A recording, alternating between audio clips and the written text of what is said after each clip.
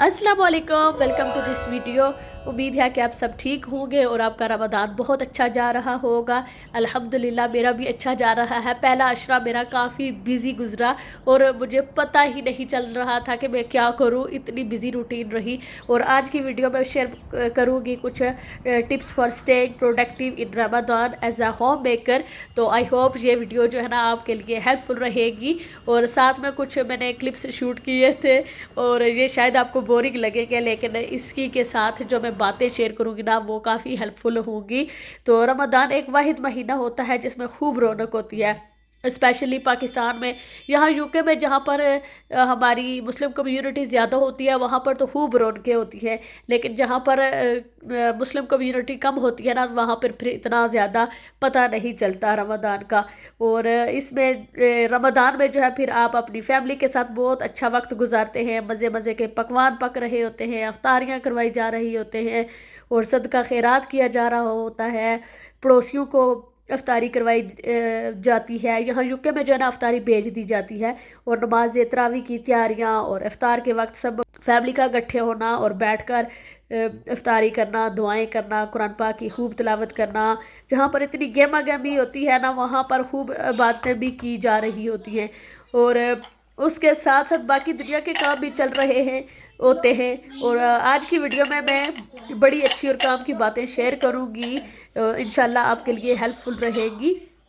पहले मैं रमज़ान में जो है रमज़ान से पहले ही मैं अपनी जो प्रिपरेशंस होती थी, क्लीनिंग वगैरह और फूड प्रिपरेशंस, इस तरह की सारी चीज़ें पहले रेडी कर लिया करती थी, जिसकी वजह से ना काफ़ी आसानी हो जाती थी। लेकिन इस दफ़ा काफ़ी बिज़ी रूटीन रही और वो समझ ही नहीं आ रही थी। और अब रोज़ा भी जल्दी इफ्तार हो जाता है, तो इसीलिए ना मुझे कुछ समझ ही नहीं आ रही थी कि सारी रूटीन कैसे सेट करूँ, और कोई स्केड्यूल वगैरह भी नहीं बनाया था और समझ ही नहीं आ रही थी कि टाइम कहाँ चला जाता है और अफ्तारी का टाइम हो जाता था। अभी बच्चों की छुट्टियां चल रही है। पहला अशरा जो है ना वो तकरीबन बच्चे स्कूल जाते रहे हैं, तो उनके लिए मैंने लंचेस वगैरह प्रिपेयर कर लिए थे, तो वो वालियाँ टेंशन नहीं थी अल्हम्दुलिल्लाह। और अभी बच्चों की छुट्टियां हैं तो काफ़ी रिलैक्स दिन जा रहे हैं, कोई टेंशन वाली बात ही नहीं होती।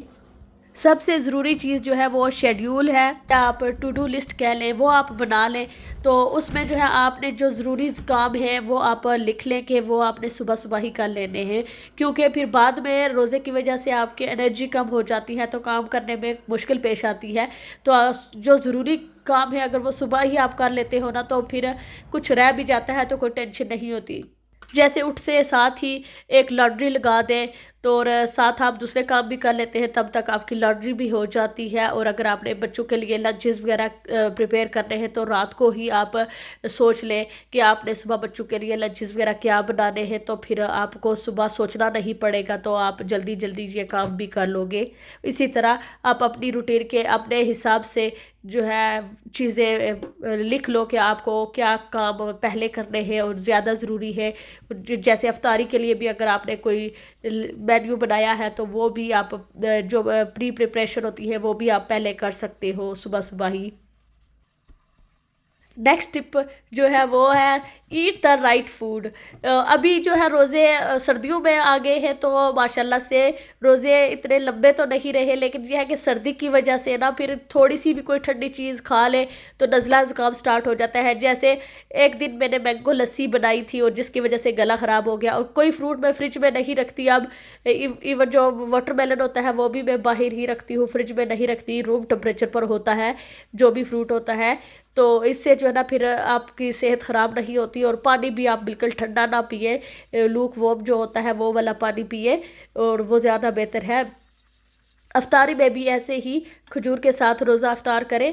थोड़े से स्नैक्स वगैरह ले लें, लाके फ्रूट वगैरह थोड़े खा लिए। अगर आपने कोई एक फ्राइड चीज़ बनाई है तो मैं एक ही फ्राइड चीज़ बनाती हूँ, ज़्यादा नहीं। तो जैसे एक दिन समोसे बना लिए, एक दिन पकोड़े बना लिए, एक दिन कबाब वगैरह बना लिए, तो इस तरह करके।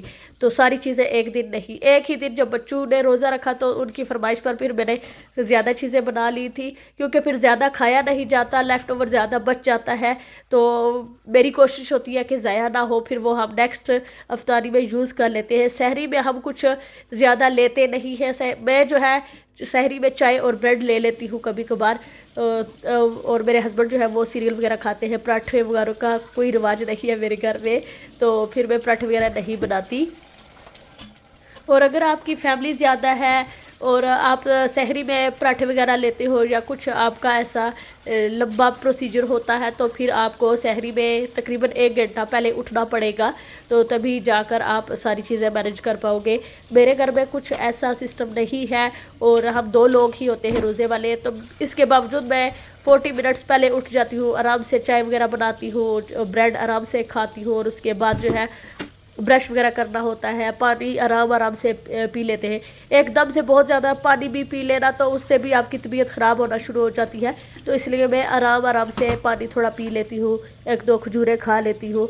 तो यही होती है मेरी सहरी और माशाल्लाह से बहुत अच्छा फ़ील होता है, बहुत ज़्यादा हैवी नहीं फ़ील होता और दिन भी अच्छा गुजर जाता है। सहरी के बाद मैं बर्तन वगैरह वॉश नहीं करती हूँ, 1-2 बर्तन ही होते हैं, कभी कर देती हूँ, कभी मैं वो रहने देती हूँ। उसके बाद वज़ू वगैरह करके तो आप तहज्जुद भी पढ़ सकते हैं अगर ज़्यादा टाइम है तो, अगर नहीं है तो आप थोड़ी देर कुरान पाक पढ़ लें। मैं तकरीबन आधा पारा जो है वो सहरी में पढ़ लेती हूँ और उसके बाद फजर की नमाज़ पढ़ कर मैं सो जाती हूँ, क्योंकि अब बच्चों को छुट्टियाँ हैं तो मुझे सुबह की वो इतनी टेंशन नहीं होती, तो मैं जो है ना सो जाती हूँ उस टाइम। तो फिर जो है बाकी जब आप अपनी लिस्ट बनाए ना, टू डू लिस्ट, तो उसमें अपनी नमाज की और अपने कुरान पाक की भी जो है ना टाइमिंग लिख ले कि आपको कौन सा टाइम सूटेबल होगा, क्योंकि हर घर का डिफरेंट माहौल होता है तो डिफरेंट आपकी जो है रूटीन होती है, तो उसी हिसाब से फिर आप चीज़ें मैनेज करते हो। तो वो आप ये चीज़ें आप ज़रूर लिखो कि आप कौन से टाइम पर कुरान पाक पढ़ोगे और कौन से टाइम पर जो है ना आपकी नमाज़ें आ रही हैं, ताकि आपकी नमाज़ें भी मिस ना हो और आप कुरान पाक की तिलावत भी आराम से अपने टाइम पर कर लो।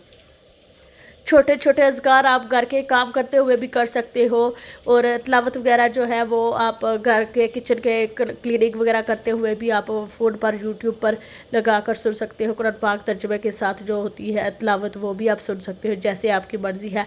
अब तो इतना इंटरनेट का दौर है कि आप को बहुत सारे मौके मिल जाते हैं कि आप ये बहाना बना ही नहीं सकते कि घर के कामों की वजह से हमें टाइम नहीं मिला। तो हमें जो है ना खुद ही अपनी रूटीन सेट करनी है जिसमें ये सारे हमारे घर के काम भी हो जाए और हमारी इबादतें में भी कोई कमी ना रहे। वैसे तो जितने भी घर के काम होते हैं ये भी, इनका भी आपको रमज़ान में बहुत ज़्यादा स्वाब मिलता है और छोटी छोटी नेकी को भी ज़ाया नहीं करना चाहिए। नेक्स्ट है अवॉइड डिस्ट्रैक्शन। कोशिश करें कि आप फ़ोन का यूज़ ज़ोहर से पहले ना करें, ज़ोहर से पहले पहले अपने सारे काम कंप्लीट कर लें, तो इससे जो है ना फिर आपको अगर आप थक जाते हैं तो आपको टाइम मिल जाता है थोड़ा नैप लेने के लिए, तो वो भी सुन्नत है। ज़ोहर के बाद अगर आप थोड़ी देर सो जाते हैं तो उसका भी आपको स्वाब मिलता है।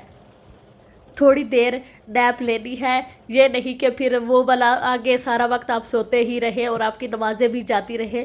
तो कोशिश करें कि आप टाइम पर फिर उठकर अपनी असर की नमाज़ वगैरह भी अदा कर सकें। ज़ोहर से पहले जो है ना आप में एनर्जी होती है अभी, तो इतनी थकावट नहीं हो रही होती, तो इसीलिए जो है ना ज़ोहर से पहले आप जितने ज़रूरी काम कर सकते हो वो ज़्यादा बेहतर है, क्योंकि मैं ऑलरेडी ये सारी चीज़ें एक्सपीरियंस कर चुकी हूँ। ये जो पहले 10 रोज़े गुज़रे थे ना, तो मेरी काफ़ी रूटीन इस तरह की रही कि मुझे समझ ही नहीं आ रही थी। तो अल्हम्दुलिल्लाह जो है अब जाकर कुछ चीज़ें अप्लाई कर रही हूँ अभी भी और कुछ रूटीन में आ चुकी है। तो आप भी जो चीज़ आपको अच्छी लगे तो वो पिक कर लीजिएगा। और मैं भी हर दिन रूटीन फॉलो नहीं कर पाती, डिपेंड करता है कि कई दिन ऐसे होते हैं कि बहुत डल और लेज़ी फील हो रहा होता है तो कोई काम नहीं कर पाती, और कभी जो है काफ़ी एनर्जेटिक होती हूँ तो मैं सारे काम आराम से कर लेती हूँ। जैसे आज जो मैं अभी ये क्लिप्स आपसे शेयर कर रही हूँ, तकरीबन 12 बजे तक मैंने सारे काम कर लिए थे और इसमें बच्चों के लंचेस वगैरह भी पहले मैंने रेडी किए हुए थे, जो मैंने यहाँ पर शेयर नहीं किए क्योंकि फिर वीडियो काफ़ी लंबी हो जाती। वैसे भी काफ़ी हो गई है, मेरी कोशिश है कि रमज़ान में छोटे व्लॉग शेयर करूं। तो मैं भी आपकी तरह इंसान हूँ, तो आपकी तरह ही चीज़ों को और रूटीन को और अपनी लाइफ को लेकर चल रही होती हूँ।